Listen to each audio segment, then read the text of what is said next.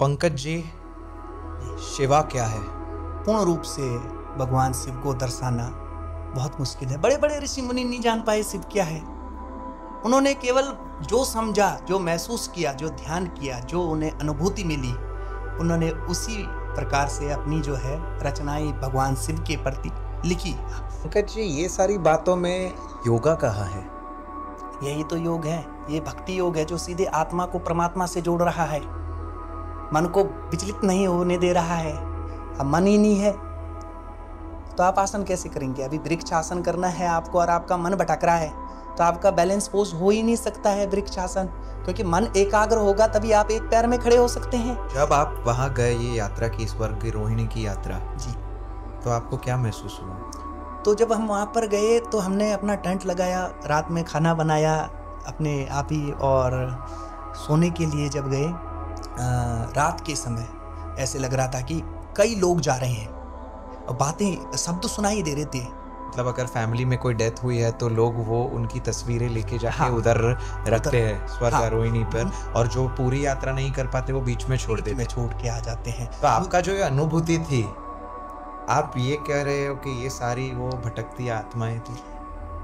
अमरनाथ यात्रा की क्यों इतनी महत्वपूर्णता है ना? अभी भी वहां पर कहा जाता है कि कबूतर का एक जोड़ा दिखता है, और जिन्हें वो कबूतर का जोड़ा दिखता है वो शिव और पार्वती का स्वरूप होता है। जिन्हें अगर दिख गया तो बहुत भाग्यशाली होते हैं। आपने कहा आप फकीर आदमी हो, तो मैं आपसे पैसों की बात करना चाहता हूँ। क्या लगता है कि लोग ये पैसे के पीछे से भाग रहे हैं? ये क्या मतलब क्या है ये पैसा का?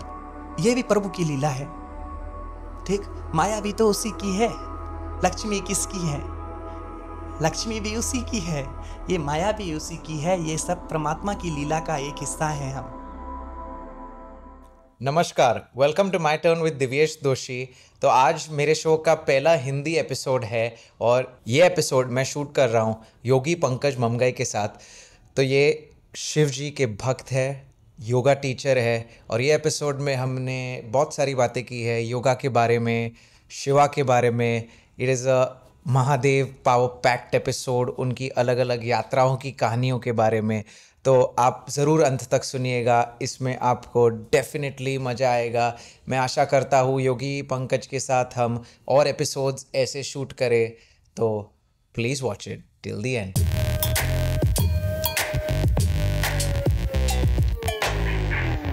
नमस्कार पंकज जी, कैसे हो?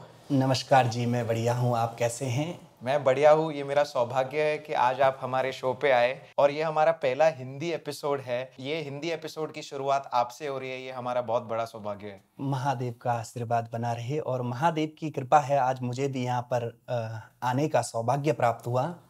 पंकज जी, क्या आप आपके बारे में बता सकते हैं? आपका जीवन, आप कैसे मुंबई में आए? जी, मैं एक ब्राह्मण फैमिली से आता हूँ, उत्तराखंड से, केदार क्षेत्र पौड़ी गढ़वाल से आता हूँ। और हमारा पूरा उत्तराखंड देवभूमि कहा जाता है। महादेव और महामाया की नगरी है। महामाया का जन्म स्थान वहीं है। माँ सती जो हुई थी वो कनखल में हुई थी। तो आदि शक्ति और महादेव की परम कृपा है उत्तराखंड में, इसलिए देवभूमि कहा जाता है। तो मैं उस क्षेत्र से आया हूँ, और यहाँ तक की जर्नी कुछ इस प्रकार से रही। मैं यहाँ पर आया था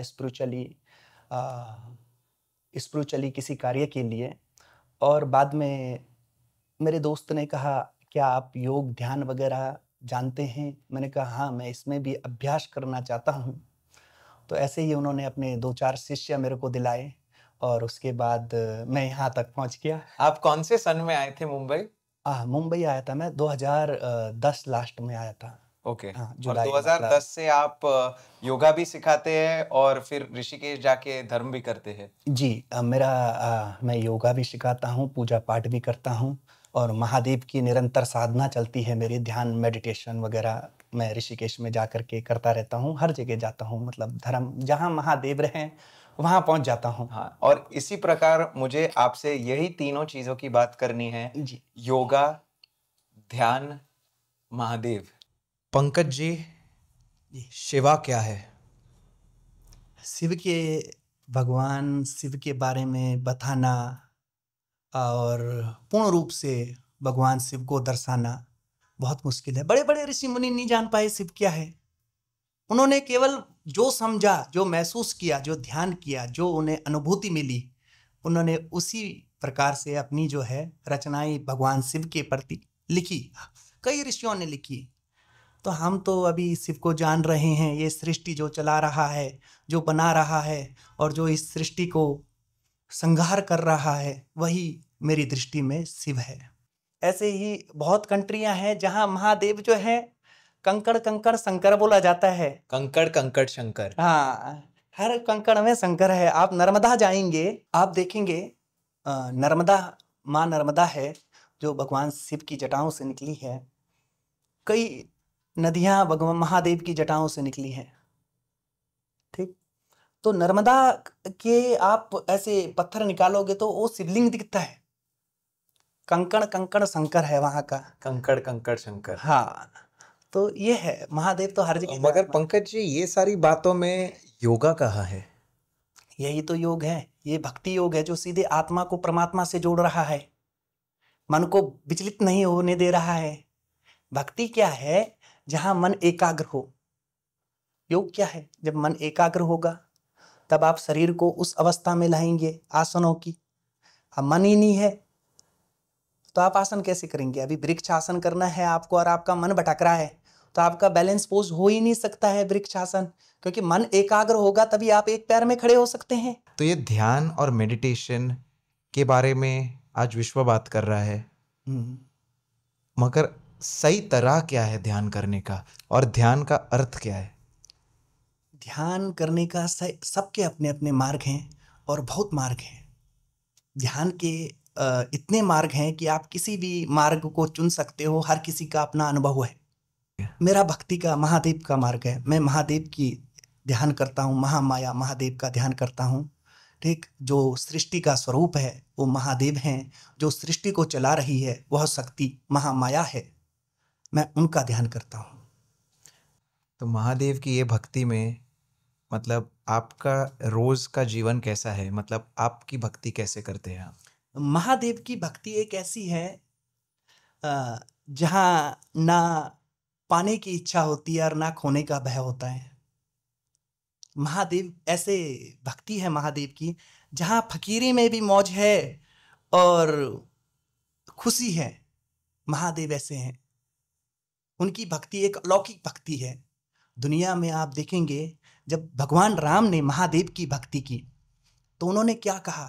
भगवान राम ने कहा, रुद्राष्टकम एक स्तोत्र लिखा, स्तुति कही भगवान राम ने कि न जानामि योगम जपम नैव पूजा न तो हम सदा सर्वदा शंभु तुभ्या। मैं योग ध्यान नहीं जानता हूँ हे शंभु, सर्वदा तुम ही हो मेरे लिए। ठीक, जरा जन्म दुखो घटाताप्यमानम प्रभु पायापन नमामि च शंभो। मैं इस संसार में तरह तरह के कष्टों में भटक रहा हूँ, इस संसार की यात्रा में तरह तरह के दुखों में उलझा हुआ हूँ, हे महादेव मुझे आगे का मार्ग दिखाइए। और भोलेनाथ ने वहीं से कहा, हे राम आपका नाम कलयुग के लिए, कलयुग में आपके नाम से ही दुख दूर हो जाएंगे। ये अगर दुख सह रहे हो यह कलयुग के लिए है, इस युग के लिए। तो यह है महादेव की परम कृपा है। और महादेव एक ऐसे हैं, उनकी छोटी सी स्तुति पकड़ लीजिए आप, कोई भी स्तुति, ओम का उच्चारण कर लीजिए, ओम नमः शिवाय। ठीक, उसी मंत्र से समस्त कष्ट दूर हो जाते हैं, समस्त भय दूर हो जाते हैं। महादेव ऐसे कृपा है। मतलब महादेव के नाम में, भक्ति में शुरुआत में थोड़ा सा महादेव की भक्ति थोड़ा वैसी विरक्त करती है, मतलब लगाव नहीं लगता किसी पर। महादेव की भक्ति एक ऐसी है, सिर्फ महादेव पर लगाओ। हाँ, सिर्फ महादेव पर, माया पर लगाओ, महादेव महामाया पर लगाओ। आपने देखे होंगे जो शिव के भक्त होते हैं वो अलग दिखते हैं संसार से। कोई घोर है, कोई अघोर है, कोई जोगी है, कोई बड़ी बड़ी जटाओं वाला है, कोई जंगलों में भटक रहा है, तो कोई सांसारिक जीवन में भटक रहा है, कोई संसार में रहकर भक्ति कर रहा है। तो अलग अलग महादेव के इतने मार्ग हैं भक्ति के कि और ध्यान के कि जिन्हें बताना असंभव है। और जैसे कि आपने कहा कोई घोर बन के भक्ति कर रहा है, कोई अघोर बन के भक्ति कर रहा है, तो ये अघोरी के बारे में मैं बात करना चाहूँगा। अघोरी बाबा क्या है? अघोरी शिव का एक रूप है। जब महामाया माँ सती जो है अपने पिता के यज्ञ में भस्म हुई थी, तो उस समय जो भगवान शिव की अवस्था हुई थी वो अघोरी वाली हो गई थी। महामाया कौन है? माँ सती। महासती। माँ सती जो है जब अपने पिता के यज्ञ में, उनकी पत्नी पिता के यज्ञ में जब भस्म हुई थी, तो उस समय जो विरक्ति और जो अघोर स्वरूप उनका हुआ था, तो उस स्वरूप को भक्त लोग जो है अपने जीवन में उतार देते हैं, तो वह अघोरी हो जाते हैं कि मेरे भोलेनाथ यहाँ पर रहे। वो भोलेनाथ का वो रूप लेकर हाँ, अपना जीवन पूरा बिताते हैं। ध्यान भक्ति करते हैं, उस रूप में आ जाते हैं और ध्यान भक्ति करते हैं। तो शिव के बहुत रूप हैं, समस्त संसार शिव से जुड़ा हो, शिव से बना है, शिव की उत्पत्ति है, शिव की ही उत्पत्ति है। विष्णु यहाँ लीला कर रहे हैं, ये मृत्यु लोक है, भगवान नारायण की लीला चलती है यहाँ है। शिव ऐसे हैं कि जो हर तकलीफ से, हर मुसीबत से निकाल देते हैं। भगवान कृष्ण ने भी पांडवों को शिव के दर्शनों के लिए भेजा अंतिम समय पर। क्यों? क्योंकि गोत्र हत्या का पांडवों के ऊपर श्राप लगा था। जब उन्होंने अपने कौरव भाइयों को मारा था, तो उन्होंने कहा महादेव के दर्शन मात्र से ही आपके वो पाप दूर हो जाएंगे। तो महादेव जो है भोलेनाथ ऐसे हैं कि जिनके दर्शन मात्र से, भक्ति मात्र से समस्त पाप और कष्ट दूर हो जाते हैं और जीवन यात्रा हमारी बहुत सरल हो जाती है। और पांडवों से शिवजी नाराज थे और छुप रहे थे, उसकी भी कहानी है। हाँ, उसकी भी कहानी है, न छुप नहीं रहे थे, उन्होंने बहुत रूपों में उन्हें दर्शन दिए। अगर आप उधर जाएंगे, बूढ़ा केदार, एक बूढ़ा केदार पड़ता है उत्तराखंड में, तो बुजुर्ग के रूप में पांडवों के साथ जब वो केदारनाथ की यात्रा में जा रहे थे, तो बुजुर्ग के रूप में जो है महादेव गए कि मुझे भी अपने साथ ले जा लो। कहाँ जा रहे हो? बोला हम हिमालय की यात्रा, केदार की यात्रा करने जा रहे हैं शिव भगवान के दर्शनों के लिए। तो बोला आगे तक मेरे को भी साथ में ले चलो। तो बुजुर्ग के रूप में वो गए और एक जगह में बैठ गए। तो जब वहाँ पर बैठे तो उन्होंने कहा अब मेरी बस की नहीं है, मैं यहीं पर ही आराम करता हूँ, आप लोग अपनी यात्रा आगे बढ़ाइए। वो पहचान नहीं पाए कि ये महादेव हैं। तो जब समय आया भगवान का, जब भक्त से मिलने का समय आएगा, तो भगवान स्वयं भक्त के पास आ जाएंगे। ये है महादेव की लीला। जब समय आया तो वहां पहुंच गए थे उन्हें मिलने के लिए, अब वो पहचान नहीं पाए वृद्ध रूप में। ठीक, अब जब वो वहां पहुंचे तो उन्होंने कहा भोलेनाथ आप भाग क्यों रहे हो? बोला मैंने दर्शन दे दिए, आकाशवाणी हुई कि बुजुर्ग के रूप में जो तुम्हारे साथ चल रहा था वो मैं ही तो था। अब आप जाओ बूढ़ा केदार, वहां पर जहां पर वो बुजुर्ग आपने छोड़ा, वहां पर से आपको आगे का मार्ग मिलेगा। तब स्वर्गारोहिणी का मार्ग उन्हें मिला। वहां से बद्रीनाथ धाम के लिए वो गए। बद्रीनाथ धाम उत्तराखंड का बैकुंठ धाम बोला जाता है, मतलब इस धरती का बैकुंठ लोक भी बोला जाता है बद्रीनाथ धाम को। तो बद्रीनाथ धाम गए, फिर वहां पर से उनकी यात्रा जो है एक एक करके पांडव जो है अपने शरीर की यात्रा को, सांसारिक यात्रा जो शरीर से जुड़ी हुई थी उसे त्यागते रहे। नकुल गया, फिर सहदेव गया, फिर चक्र तीर्थ में अर्जुन गया, फिर सतो पंथ में भीम ने प्राण त्याग दिए, और जो स्वर्ग की सीढ़ी और जो स्वशरीर जो है स्वर्ग को गया वो युधिष्ठिर जी थे। तो युधिष्ठिर जी स्वर्ग की सीढ़ी तक पहुंचे। तो आज भी वह स्वर्ग की सीढ़ियां वहां देखने को मिलती हैं। मैं गया हूँ सतोपंथ स्वर्गारोहिणी, और वहां पर वो उत्तराखंड में है। उत्तराखंड में है। बद्रीनाथ से कुछ 42 और 45 किलोमीटर के करीबन जो है पैदल यात्रा होती है वहाँ की, और बहुत कठिन यात्रा है। जब आप वहाँ गए, ये यात्रा की, स्वर्गारोहिणी की यात्रा जी, तो आपको क्या महसूस हुआ? स्वर्गारोहिणी की जब मैंने यात्रा की तो हम चक्र तीर्थ से थोड़ा सा ऊपर रुके हुए थे, और रात्रि का समय था। मेरे साथ एक भगत और थे महादेव के, और एक हमारा दाजू भाई था जो हमारा सामान ले जा रहे थे। हम 3 लोग थे। तो ये सब थोड़ा नीचे रुक गए थे, हम 2 किलोमीटर ऊपर रुके जी।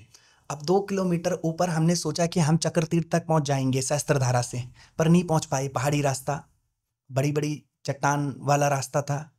तो हम थोड़ा मतलब 2 किलोमीटर पीछे ही जो है अपना टेंट लगाया और रुक गए। वहाँ पर थोड़ा पानी था, तो जहाँ पर पानी मिलता था वहीं पर ही हम अपना रात्रि विश्राम करते थे पहाड़ों में। तो जब हम वहाँ पर गए तो हमने अपना टेंट लगाया, रात में खाना बनाया अपने आप ही, और सोने के लिए जब गए तो एक अलग प्रकार की अनुभूति हम लोगों को हुई। वहाँ पर जो है रात के समय ऐसे लग रहा था कि कई लोग जा रहे हैं, जबकि आप और आपके हम तीन ही लोग थे, कई लोग चल रहे हों, ऐसी अनुभूति और आहट आ रही थी। और बातें, शब्द सुनाई दे रहे थे कि जैसे दूर से कोई बगल में बात कर रहा हो तो कैसा लगता है, शब्द वैसे पहचाने नहीं जा रहे हैं बोल क्या रहे हैं, पर ऐसा लग रहा है कि कोई चल रहा है। अब हम जो है एक दूसरे को देख रहे थे, तो हमने कहा पता नहीं क्या हो रहा है। अब डर भी लग रहा आप था सब कि जगे हुए थे रात? हाँ, जगे हुए थे हम, सारी रात भर सोए नहीं, मतलब ऐसा विचित्र वो था।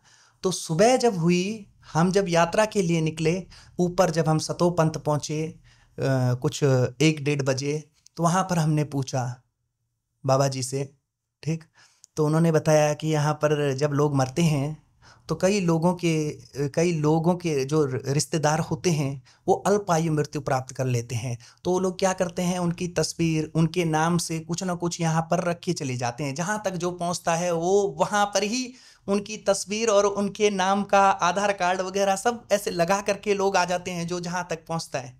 जो पूरा पहुंच गया वो वहां स्वर्ग रोहिणी तक जो है जा करके पत्थर का घर बना करके उसके अंदर रख देता है कि उस लोक में, या उस आत्मा को, जिस आत्मा ने मुझे शरीर दिया, जिस शरीर के दिया, उस आत्मा को जिस भी योनि में वो गया हो उसे वह चीज, हर चीज प्राप्त हो, हर सुख प्राप्त हो, ऐसी प्रार्थना वहां पर करते हैं लोग, वो फोटो आधार कार्ड रख करके, कि वह आत्मा भटके ना। तो मतलब अगर फैमिली में कोई डेथ हुई है तो लोग वो उनकी तस्वीरें लेके जाके हाँ, उधर उधर, रखते हैं स्वर्ग हाँ, आरोहिणी पर, और जो पूरी यात्रा नहीं कर पाते वो बीच में छोड़ बीच में देते। छोड़ के आ जाते हैं। तो आपका जो ये अनुभूति थी, हाँ, आप ये कह रहे हो कि ये सारी वो भटकती आत्माएं थी? हाँ, हो सकता है भटकती आत्माएं, या जो अधूरे रास्ते पर छूट गई थी, हो सकता है वो भी रही हो। उन्होंने जब बताया हमें कि यहाँ पर जो है, जो मर जाते हैं अल्पायु में, तो इधर से ही यात्रा करते हैं स्वर्ग की। तो ये सब मतलब क्या होता है, सूक्ष्म शरीर को भी जल की आवश्यकता होती है, जो सूक्ष्म शरीर है उसे भी पानी की आवश्यकता होती है। तो इसलिए वो जो है इधर से जब जाते हैं तो सतोपंथ होकर के, और आवाजें चलती रहती हैं, ऐसे अनुभूतियां चलती रहती हैं। एकादशी के दिन ब्रह्मा विष्णु महेश सतोपंथ कुंड में स्नान करने आते हैं समस्त देवताओं के साथ। एकादशी का बहुत बड़ा महत्व है सतोपंथ का। वहां पर अगर आप कचरा डालोगे, आप जैसे प्लास्टिक का ये बोतल या कचरा कुछ डाल दो, वहां के पक्षी उस कचरे को उस कुंड से निकाल करके, सतोपंथ से निकाल करके बाहर फेंक देते हैं। सतोपंथ एक उधर पानी का कुंड है, हाँ, हाँ, नदी है, झील है, झील है। छोटा सा झील है, ठीक, त्रिमुख वाला है, 3 मुख वाला है। एक मुख को ब्रह्मा कहते हैं, विष्णु कहते हैं और शिव कहते हैं।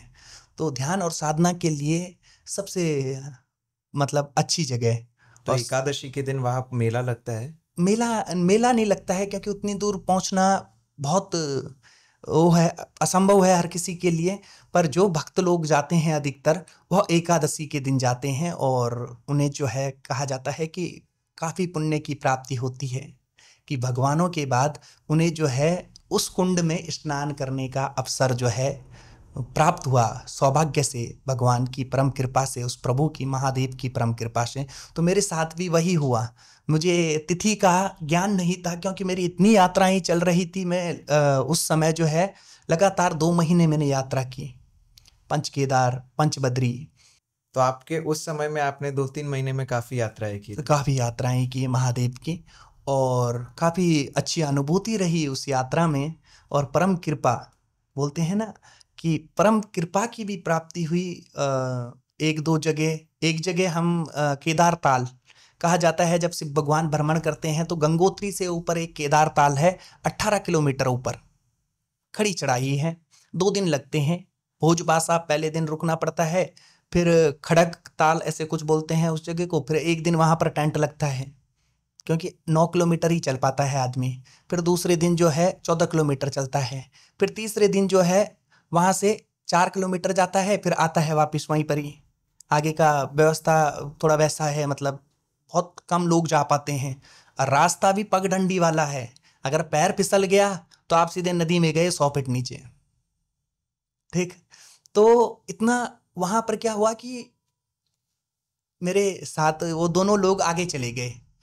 मैं थक रखा था, तो मुझे थकान हो रही थी, तो दोनों लोगों ने कहा कि बारिश का मौसम हो रहा है, हम आगे चले जाते हैं, आप आराम से आओ, ठीक। तो दाजू ने भी कहा महाराज आप आराम से आओ, तब तक हम टेंट लगाते हैं। तो वो लोग आगे चले गए। बीच में गधेरा था, झरना बह रहा था, आवाज सुनाई नहीं दे रही थी। मैं बैठ गया, वो काफी दूर चले गए। मतलब आप पहाड़ों में समझो कि 1.5 किलोमीटर, 2-2.5 किलोमीटर ऊपर चले गए। वो बहुत होता है पहाड़ों हाँ, में, 2 पहाड़ों में किलोमीटर मतलब ऊपर, हाँ बहुत होता है। 3-4 घंटों का रास्ता। हाँ, अब मैं नीचे ही बैठा हुआ था। मतलब वहां पर क्या होता है, अगर आप रुक गए और बैठ गए लंबे समय तक तो उठने में थोड़ा तकलीफ होती है। अब वही गलती की। अब ऊपर देखा मैंने ऊपर देखा मैंने, भालू आ रहा है। अब भालू जो है नीचे की तरफ, अब मेरी स्पीड, जो मेरी गति थी वो इतनी तेज हुई। मैंने जब भालू को देखा और मैं चिल्ला रहा नीचे से, अरे रुक जाओ भाई रुक जाओ, भालू आ रहा है ऊपर से। वो झरने की आवाज की वजह से क्या हुआ, उन्हें आवाज पहुंची ही नहीं। पहाड़ों में क्या होता है, झरने की इतनी तेज आवाज आती है, वो छोटे मोटे झरनों की, कि हवा की वजह से और झरने की वजह से वहां तक आवाज नहीं पहुंची। अब वो मेरे को हाथ से करते हैं कि आराम से आओ, आराम से आओ, कोई बात नहीं, आराम से आओ, हाथ से। अब मैं भालू को देखा, मेरी स्पीड बहुत तेज हो गई। मैंने सोचा कि ये गधेरा पार कर लूं तो भालू क्या है, ये गधे झरने के इस तरफ छूट जाएगा, मैं झरने के उस तरफ चले जाऊंगा। ठीक, नहीं तो ऐसा ना हो कि वो जितना चढ़ा हूं 9-10 किलोमीटर उल्टा भागना पड़े। वो भी एक बड़ी वो थी। तो जब मैं झरने के पास गया तो भालू नहीं आया, तो मेरे मुंह के आगे ऐसे 1 फीट आगे उसने मेरी तरफ देखा और हूं करके आवाज की, और शरीर मेरा वहीं पर ही जंप हो गया। मतलब चेतना, जो परम ध्यान की अवस्था होती है ना, जहां लगता है कि अब परमात्मा तू ही है, बाकी कुछ नहीं है। अब ये शरीर रहेगा नहीं रहेगा पता ही नहीं है। तब केवल एक सुंदरकांड की एक चौपाई थी, जो मैं उस समय निरंतर हनुमान जी की पूजा कर रहा था। तो उस समय ऑटोमेटिक ही आत्मा से, मन से वो अंदर ही अंदर चल रहा है। वो चौपाई मतलब अंदर ही, मन के अंदर ही अंदर चल रही है। कहो रिचपति सुन हनुमाना, का चुप सादे रहे बलवाना, पवन तनय बल पवन समाना, बुद्धि विवेक विज्ञान निधाना। मतलब हे हनुमान जी, अब आप हवा में चलते हैं। हनुमान जी जो हैं हवा में विराजमान है, पवन पुत्र हैं। तो हे हनुमान जी, अब रिचपति ने जो है, भालू ने जो है, हमारा रिचपति बोलते हैं, रिच रिच बोलते हैं उन्हें, तो उन्होंने हमारा रास्ता रोक दिया है। अब आप ही हमें मार्गदर्शन करवाइए, आप ही हमें बचा सकते हैं। उसने ऐसे देखते हुए और हमारे ऐसे 1 फीट आगे से ऐसे नीचे को गया,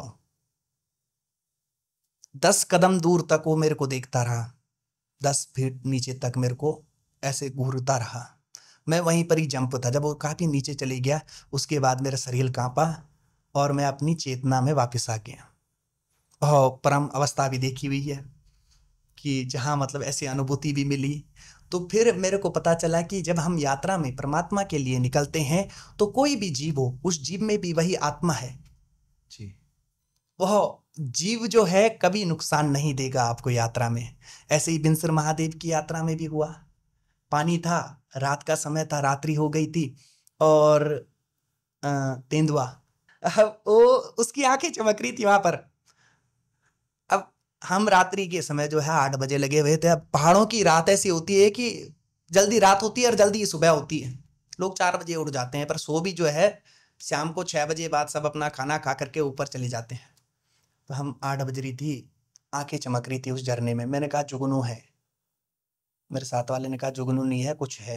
मैंने कहा रात में ऐसे ही दिखता है, चलते रहो, पीछे आ जाओ, चलते रहो। जब हम पहुंचे तो ऐसे मुंह के आगे उसने केवल सूंघा और एकदम जंप मारी नीचे, और नीचे की तरफ चले गया। मतलब अटैक नहीं किया, क्योंकि हम उस भाव में नहीं थे। जानवर भी तभी अटैक करेगा, वो पहले भाव महसूस करता है, वह प्रक्रिया, उसे अगर खतरा महसूस होगा तो ही वो अटैक करेगा। अब हम भगवान के मार्ग में निकल रखे हैं, परमात्मा के मार्ग में, तो उस परमात्मा के ही जिम्मेदारी हो जाती है कि वह जो है उस यात्रा को पूर्ण करता है या अपूर्ण करता है। ये आप दूसरे एंगल से देखते हैं कि ये जो भी जीव आपकी यात्रा में आ रहे वो कोई भगवान का स्वरूप है। हाँ, हो सकता है परीक्षा हो, कोई स्वरूप हो कि उस कठिन वक्त में आप आपकी भक्ति को कितना याद करते हैं। जैसे आपने कहा उस समय आपने सुंदरकांड मन में चल रहा था, तो उस समय कठिन समय, क्योंकि दिखाने के लिए बहुत लोग धर्म दिखाते हैं और ये सब, बट जब लाइफ में कठिन समय आता है वो आपका रियल टेस्ट होता है। रियल टेस्ट होता है, जी जी जी। कि तब आपकी भक्ति कितनी सच्ची है। हाँ, उस समय केवल एक ही चीज हुई कि हमने आंख बंद की, मेरे पीछे वाला पीछे ही था। अब डर भी था मन के अंदर, मतलब शरीर चेतना में है वहां पर, क्योंकि एक बार पहले वो घटना हो चुकी है। वहां पर चीज अलग थी, वहां पर भालू था, यहाँ पर दूसरी चीज है। ठीक।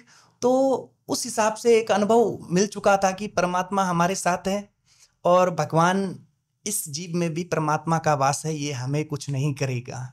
और वह उस समय नीचे उतर गया। मगर आपके जीवन से मुझे बहुत प्रेरणा मिल रही है, जैसे आप यात्राओं पे जा रहे हो, आप भक्ति करते हो, बॉम्बे में योगा और पूजा पाठ कराते हो। तो आप कितना समय, आपके जीवन का मतलब एक साल में कितने समय तक आप पहाड़ों में रहते हैं और कितने समय मुंबई में रहते हैं? मेरा हर 3 महीने में जाना होता है।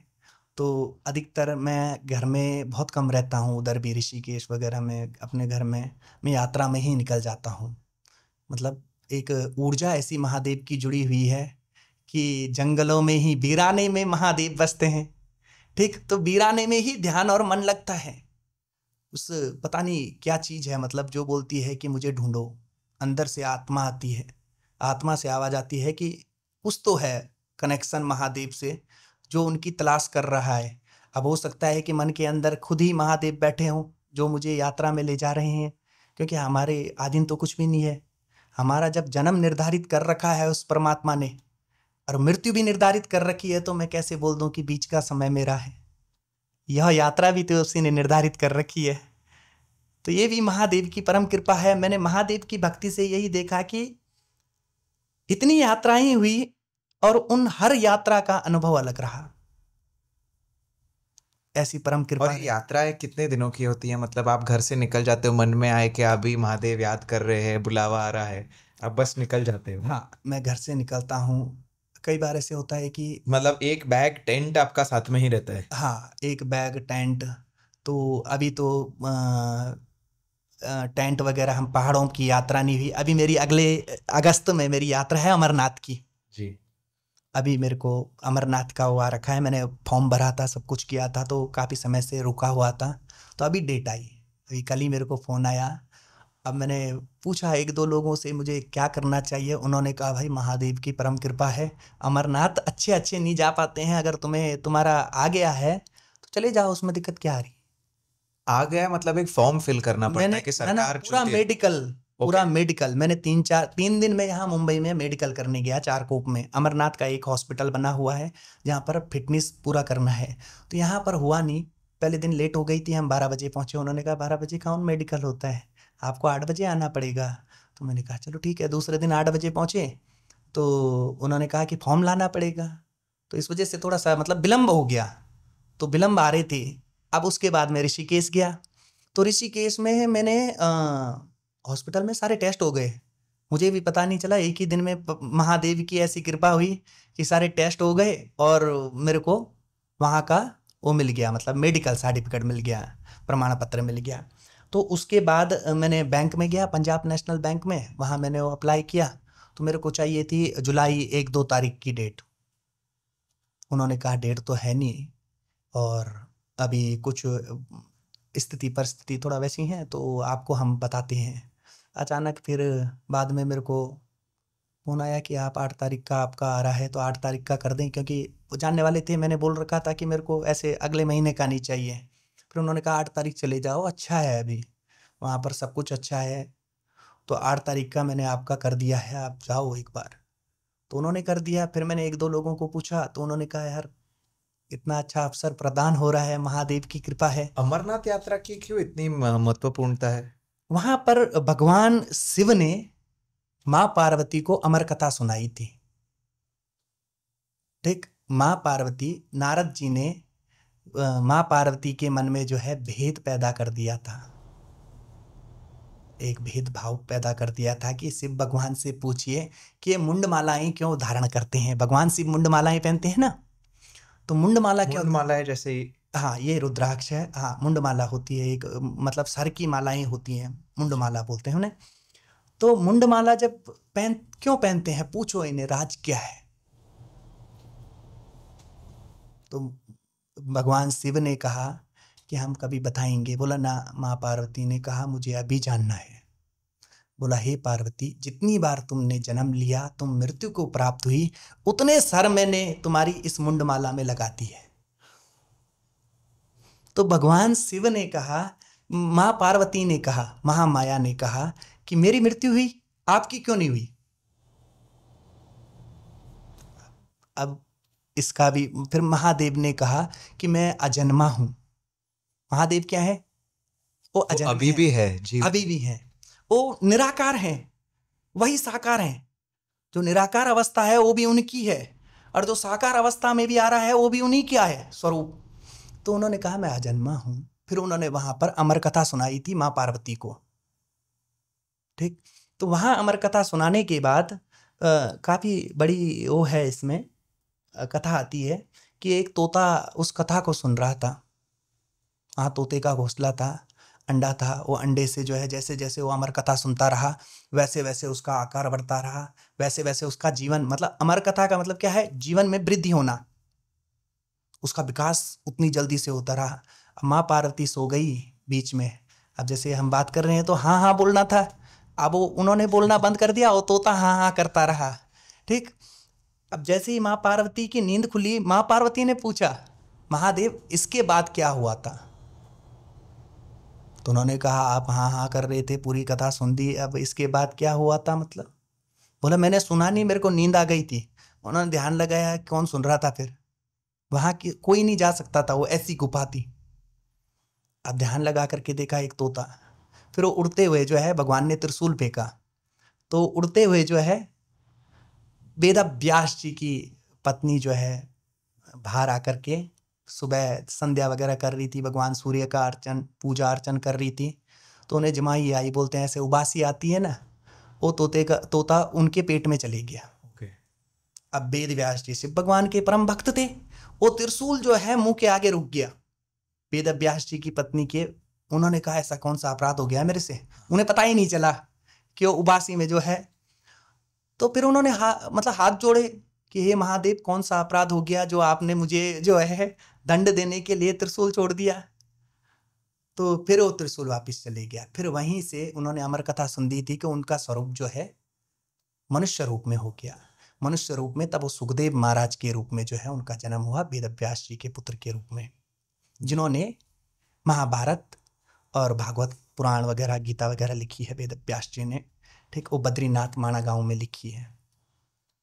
तो काफी बड़ा तो वर्णन है। अमरनाथ यात्रा पर जब आप जाते हो तो क्या ये अमर कथा फिर से सुनाई जाती है, सुनते हैं, या उसका प्रचरण करते हैं? है ना, अभी भी वहां पर कहा जाता है कि कबूतर का एक जोड़ा दिखता है, और जिन्हें वो कबूतर का जोड़ा दिखता है वो शिव और पार्वती का स्वरूप होता है। जिन्हें अगर दिख गया तो वो बहुत भाग्यशाली होते हैं। तो अभी मेरी फर्स्ट टाइम यात्रा है अमरनाथ की। पिछले साल रह गई थी, उससे पहले भी रह गया था। किसी कारणवश मैं 3-4 साल से मेडिकल करता था, हर चीज़ करता था, और हो नहीं पाती थी। इस बार भी रहने वाला था, फिर किसी ने कहा कि आप जाओ, शायद हो सकता है महादेव वहीं हो, कोई चीज रोक रही हो। ठीक, तो बाद में मेरे मन को महसूस हुआ, हो सकता है कि शिव भगवान वहीं है, और क्या पता वहीं से जो है आगे का मार्गदर्शन मिले, तो जाना चाहिए। तो ये है मतलब। मैं आपसे कैलाश मानसरोवर की बात करना चाहूँगा। कैलाश मानसरोवर कहा जाता है कि आज भी शिवजी कैलाश मानसरोवर पर है। जी, वहां पर समय की गति बहुत तेजी से चलती है। अगर आप वहां पर नाखून काट के जाएंगे तो वहां की ऊर्जा ऐसी है कि नाखून भी बहुत जल्दी बढ़ते हैं। जो नाखून आपके 1 महीने में इधर बढ़ते हैं वो वहां पर 2 दिन में बढ़ जाएंगे। वहाँ की ऊर्जा इतनी पावरफुल है। और महादेव का बहुत बड़ा वो है, वहाँ घर है। मैं अभी तक गया नहीं हूँ, उत्तराखंड से अभी रास्ता बन रहा है, और जैसे ही रास्ता बनेगा वैसे ही मेरी दूसरी यात्रा वहीं की रहेगी, आगे की, कैलाश मानसरोवर की। तो काफी कुछ सुना है। अब सुने हुए पर और अपना अनुभव अलग होता है। बोलते हैं ना, किताबी ज्ञान किताब के द्वारा प्राप्त हुआ, पर एक किताब से पढ़ करके आपने उसे देखा, महसूस किया, और अपनी अनुभूति के अनुसार उसको प्रक्रिया दी, तो वो अलग है। तो जब मैं वहां पर जाऊंगा और उस चीज को महसूस करूंगा तो मैं कैलाश मानसरोवर की भी बात आपसे आगे करूंगा। आपने कि कहा आप फकीर आदमी हो, तो मैं आपसे पैसों की बात करना चाहता हूँ। ये जो माया नगरी मुंबई में हम बैठे हैं, तो क्या लगता है कि लोग ये पैसे के पीछे से भाग रहे हैं? ये क्या मतलब क्या है ये पैसा का? ये भी प्रभु की लीला है। ठीक, माया भी तो उसी की है, लक्ष्मी किसकी है? लक्ष्मी भी उसी की है, ये माया भी उसी की है। ये सब परमात्मा की लीला का एक हिस्सा है हम। ठीक, मैंने कहा ना, महादेव की भक्ति ऐसी है, वो फकीरी में भी खुशी देगा। महादेव की भक्ति यही तो है। महादेव की भक्ति क्या करती है? विरक्ति पैदा करती है। ठीक, ना मान का डर, ना अपमान का भय। ठीक, कुछ नहीं है। भोलेनाथ के भक्तों को कुछ भी बोल दो तुम, उन्हें कुछ फर्क ही नहीं पड़ता। ठीक है, वो अपना मुंह खराब कर रहा है, मेरा क्या है। तो महादेव की ऐसी भक्ति है, जो भक्ति करेगा भोलेनाथ की, उसके मन में महादेव के सिवा कुछ नहीं रहेगा, महामाया महादेव के सिवा कुछ नहीं रहेगा। ठीक, आप आपका रूप की बात कर रहे थे, तो जो आप तिलक करते हैं, रुद्राक्ष पहनते, इसका अर्थ क्या है? ये तो महादेव को बहुत प्रिय है रुद्राक्ष। जी। ठीक, ये रुद्र का अक्ष है। भगवान शिव के आंसू गिरे थे, तो वहीं से रुद्राक्ष पैदा हुआ। भगवान शिव के आंसू? हाँ, जब माँ सती खत्म हुई थी तो भगवान रोए, विलाप हुआ, तो रुद्र आंसू गिरे, तो वहां से जो है रुद्राक्ष पैदा हुआ। शिव के आंसुओं से रुद्राक्ष बना है। तो ये अश्रु जो है रुद्राक्ष के रूप में तो उत्पन्न हो ये गया। रुद्राक्ष पहनने का क्या अर्थ है? इससे अलग प्रकार की अनुभूति होती है भक्ति के लिए। ये हमारी जो है ऊर्जा को बैलेंस करता है।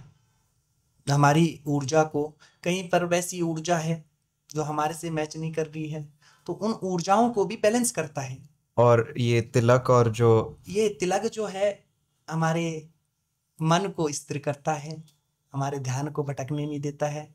हम किसी कार्य के लिए जा रहे हैं, अगर आपने तिलक लगा रखा है तो यहाँ पर इसलिए तिलक लगाते हैं कि दोनों आंखों के बीच में यहाँ पर सुषुम्ना नाड़ी होती है। सुषुम्ना नाड़ी सोई हुई है। ठीक, ये ईड़ा पीड़ा नाड़ी है। तो इसके बीच में एक जैसे सरस्वती नदी है ना, वो लुप्त है, बद्रीनाथ में दिख रही है, पर अलकनंदा से मिलने के बाद वो क्या हो गई? वो सो गई। सुषुम्ना नाड़ी को जगाया जाता है कुंडलिनी शक्ति के लिए। ठीक, तो यहाँ पर क्या है, हम आंखें बंद करके बोलते हैं ना, थर्ड आई, इस पर ध्यान लगाइए। थर्ड आई? हाँ, थर्ड आई क्यों बोलते हैं? क्योंकि यहाँ पर एक अंगुल अंदर और यहाँ से एक अंगुल अंदर, ब्राह्मण शिखा से, ऐसे में अगर आप नापोगे ऐसे, ठीक, ब्राह्मण शिखा से यहाँ पर जो पंडितों की शिखा होती है, यहाँ से और यहाँ पर अंदर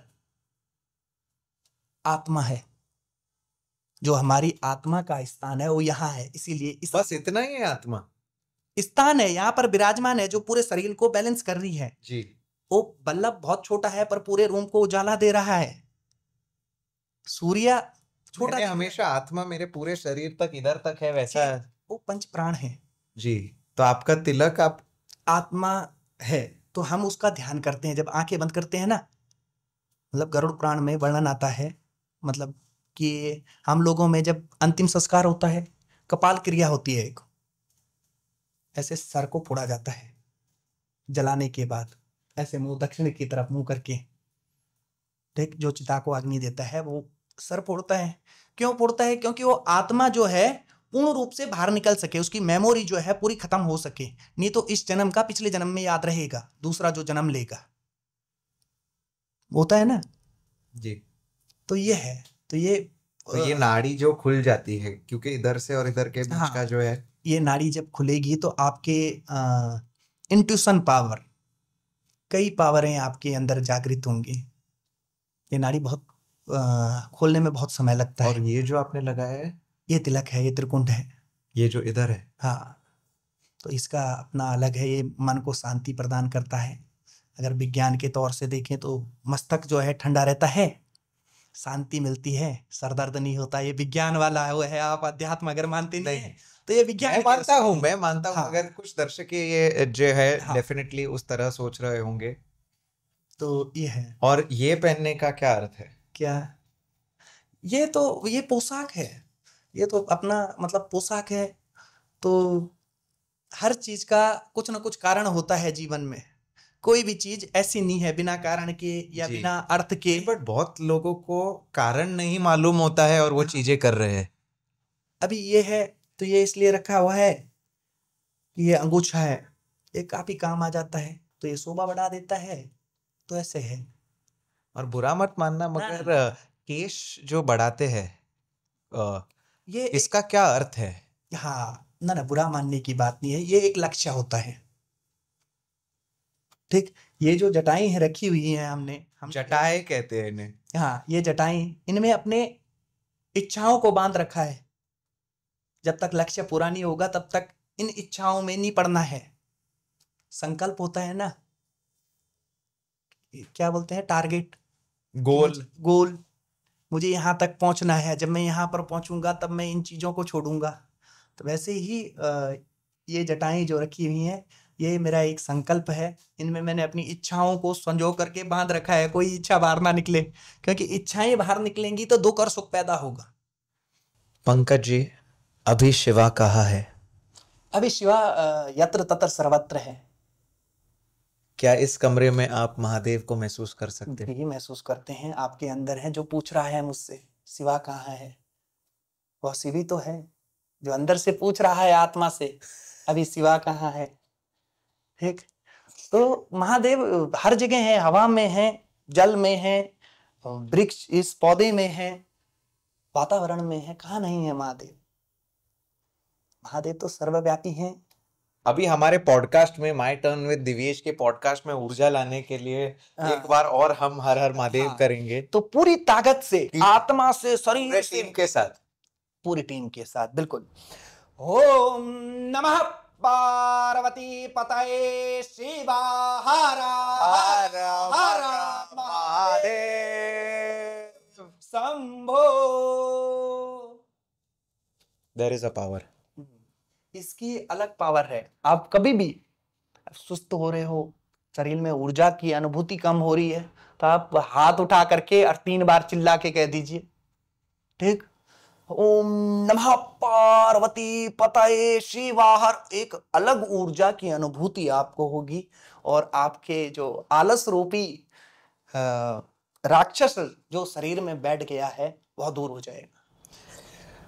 पंकज जी, महादेव की कहानियां सुनकर और आपकी कहानियां सुनकर बहुत बहुत मज़ा आया। और अभी आपकी अमरनाथ यात्रा के लिए मैं भी काफ़ी एक्साइटेड हूँ। मैं आशा करता हूँ कि आपको और ऐसी अनुभूतियाँ हों, और उसके ऊपर हम फिर आकर एक पॉडकास्ट कर सके आपकी अमरनाथ यात्रा पर। पंकज जी, बहुत बहुत धन्यवाद हमारे शो में आने का। आपने सचमुच आकर एक हम सब में ऊर्जा भर दी है। ये महादेव का आशीर्वाद है, और आपने बुलाया, परम कृपा है।